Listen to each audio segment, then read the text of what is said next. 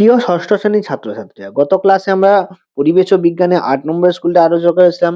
আজকে আমরা ৯ নম্বরের স্কুলটা আলোচনা করব। তো ৮ নম্বরের স্কুলটা তোমরা নিশ্চয়ই দেখেছো, যারা দেখোনি প্লেলিস্ট চেক করে দেখে নাও, বা এই ভিডিওতে লিঙ্ক দেওয়া থাকবে সেখান থেকেও দেখে নিতে পারো। তো দেখো, এটা আছে Hooghly branch government high school. তো এই স্কুলে প্রশ্নপত্র করব, ছোট প্রশ্ন অনেক দিয়েছে এখানে, 12খানা এমসিকিউ প্রশ্ন, মানে ভাবা যায় একদম দুর্দান্ত প্রশ্নপত্র হতে চলেছে। তোমরা জানো যেসব টিচাররা প্রশ্ন করে, তো আমিও স্কুলে একসময় টিউশনে প্রশ্ন করি, স্কুলেও প্রশ্ন করি। তো প্রশ্ন করতে সবচেয়ে কঠিন যেটা লাগে সেটা হচ্ছে ছোট প্রশ্ন করতে। অনেক অপশন দিতে হয়, অনেক লিখতে হয় টিচারদেরকে। তো যেখানে ছোট প্রশ্ন বেশি এই জন্যই দেয় না স্যারেরা, একটু অলস প্রকৃতির জন্য, যে ছোট প্রশ্ন করতে স্যারদের কিন্তু অনেক কষ্ট হয়। বড় প্রশ্ন শুধু লিখে ছোট ছোট করে লিখে দিলেই হয়ে যাবে, কিন্তু ছোট প্রশ্ন অনেকটা লিখতে হয়। তো চলো কথা না বাড়িয়ে প্রশ্ন উত্তরগুলো করি। পদার্থ কোন গাছ থেকে তন্তু পাওয়া যায় না? পাওয়া যায় না বলেছে, তাহলে এটা ভুল হবে। পাট, এই তুঁত থেকে, তুঁত, এইটা হবে সঠিক উত্তর। এটা কিন্তু ভুল। এই কারণে আমি ভুল দাগটা দিয়ে রেখেছি, যাতে তোমরা ভিডিওটা দেখো, না দেখে টিক করে মেরে দিলে কিন্তু সব হবে না। সাগর কুসুম যে মাছের সঙ্গে মিথুনী সম্পর্ক আবদ্ধ হয় তার হচ্ছে ক্লাউন মাছ। পাঁঠার মেটে আসলে লিভার। ইস্ট এক প্রকার ছত্রাক। দুধ থেকে দইতে, আচ্ছা, বহু উভমুখী পরিবর্তন হচ্ছে মাখন গলে যাওয়া, মাখন গলে গেলে আবার পুনরায় হবে।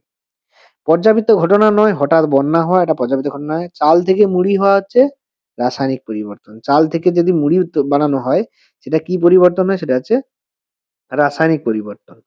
তার পরের প্রশ্ন দেখো, ফুটন্ত দুধে লেবুর রস মিশিয়ে ছানা কাটা, রাসায়নিক বিক্রিয়া ছানা হয়ে গেলে আর দুধ হবে না।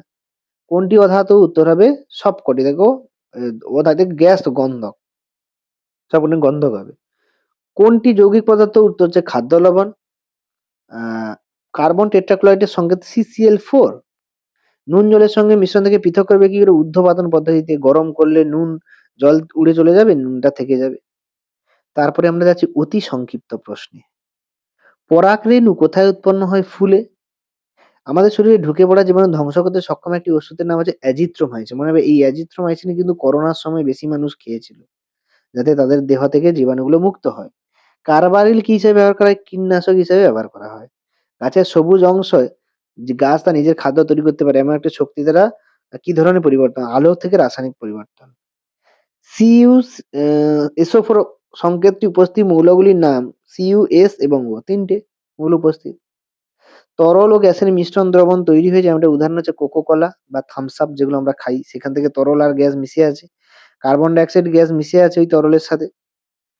এরপরে আমরা বড় প্রশ্নগুলো দেখব। বড় প্রশ্নগুলো কি কি বলেছে দেখি আগে। তো বড় প্রশ্নটা, উম তো দেখো পরের পেজে বড় প্রশ্নগুলো দিয়েছে 202 নম্বর পেজে। তোমাদের কাছে, যাদের কাছে বই আছে, দেখতে পারো, এখানে 3-এর দাগে দিয়েছে। দেখো, ধাতু ও ধাতুর মধ্যে পার্থক্য, 2 নাম্বার করে সব। নুন ও লোহার গুঁড়ো বালির মিশ্রণে কিভাবে আলাদা করবে? ম্যাগনেসিয়াম ধাতুর উপর একটা ফিতাকে জ্বালালে সাদা গুঁড়ো তৈরি হয়, এটি কি ধরনের পরিবর্তন? এক্ষেত্রে সাদা গুঁড়ো পাওয়া যায়, তার রাসায়নিক নাম ও সংকেত। ভৌত পরিবর্তন, রাসায়নিক পরিবর্তনের পার্থক্য উদাহরণ দাও, এবং এখানে তাপ উৎপন্ন হয় যেখানে দেখাতে হবে। অ্যাজোলা তার পাতা থেকে অ্যানামিনা কিভাবে মিশ্রিত করে তোলে, এবং উপক্ষার কি এর ব্যবহার। তো এখানে এক গাদা প্রশ্ন দিয়েছে, 6টা প্রশ্ন, তার মধ্যে আবার মাঝে মাঝে প্রশ্ন আছে। চলো সবগুলো উত্তর করি এক এক করে। প্রথমেই বলেছিল ধাতু ও ধাতুর মধ্যে পার্থক্য, আমি এদিক ওদিক করে লিখেছি, তোমরা সাজিয়ে লিখবে। ধাতু ও ধাতুর মধ্যে পার্থক্য খুব সুন্দর করে এখানে দেওয়া আছে, দেখো। তারপরে বলেছিল, তার প্রথমেটা বলছে নুন লোহার গুঁড়ো। দেখো, নুন লোহার গুঁড়ো এবং বালির মিশ্রণকে পৃথক করার পদ্ধতি। তো এখানে প্রথম পদক্ষেপ, লোহার গুঁড়োকে তুলতে হলে প্রথমে চুম্বক ব্যবহার করতে হবে, চুম্বক দিয়ে লোহার গুঁড়োকে আমরা তুলে নিলাম। তারপরে তো কি হবে? নুনটাকে আলাদা করব, তাই তো? নুন আর জলকে আলাদা করতে হলে ফোটাতে হবে, ঊর্ধ্বপাতিত করতে হবে, জলকে উপরে বাষ্পাকারে তুলে দিলে নুন পড়ে থাকবে। এই তো, এটা সুন্দর করে দেয়া আছে।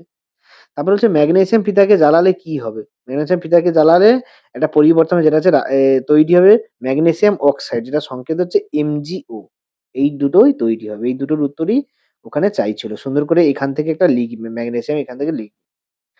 তারপরে বলছে রাসায়নিক পরিবর্তন যেখানে তাপ উৎপন্ন হয়। ম্যাগনেসিয়াম ফিতা জ্বালালে Mg+O2 MgO। এখানে দেখো, এটা সমতা বিধান করতে হতো, সমতা বিধান করা নাই। এখানে 2 দেবে, এখানে 2 দিলে তবে কিন্তু সমীকরণটা স্যাটিসফাই হবে।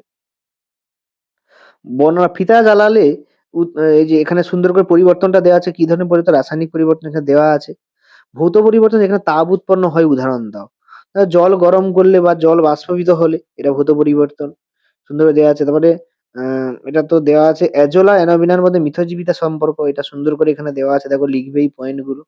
এই পয়েন্টগুলো লিখলে কিন্তু হয়ে যাবে। সম্পর্কের কারণগুলো এখানে দেওয়া আছে। লাস্ট প্রশ্ন ছিল উপক্ষার কাকে বলে? উপক্ষার উদ্ভিদ এমন একটা উপ পত অ অঙ্গ যা শিকার করে খাদ্য হিসেবে গ্রহণ করে। উপক্ষা। পতঙ্গরা খাদ্য হিসেবে গ্রহণ করে। সাধারণত উদ্ভিদে পর্যাপ্ত নাইট্রোজেন পদার্থ পান না, তাই অন্য উৎস খাদ্য সংগ্রহ করে। তো এখানে উপকার দেখো, এই উপকারের উপকারিতাগুলো সব দেওয়া আছে। খাদ্য সংগ্রহের জন্য, পরিবেশ নিয়ন্ত্রণের জন্য, এছাড়া শিক্ষা ও গবেষণা কেন্দ্রের জন্য, এগুলোর জন্য লাগে। তো এই হচ্ছে টোটাল তোমাদের ৯ নম্বরের স্কুলের প্রশ্নপত্র। তোমাদের যদি উত্তর বুঝতে সমস্যা হয়, কোনো দাগে যদি উত্তর না পাও কমেন্টে লেখো, আমি অবশ্যই তার উত্তরগুলো তোমাদেরকে দিয়ে দেবো। তো দেখা হচ্ছে পরের ভিডিওতে, পরের প্রশ্নপত্র নিয়ে আলোচনা করব। ১০ নম্বর প্রশ্নপত্র নিয়ে আগের দিন আলোচনা করব। আজকের মতো এই পর্যন্ত। তো পরের ক্লাসে ১০ নম্বর স্কুলটার জন্য তোমরা রেডি থাকো। ১০ নম্বর স্কুলটা নিয়ে আসছি কান্দি রাজা এমসি গার্লস হাই স্কুল। এই স্কুলের প্রশ্নপত্র পরের ক্লাসে পড়ব।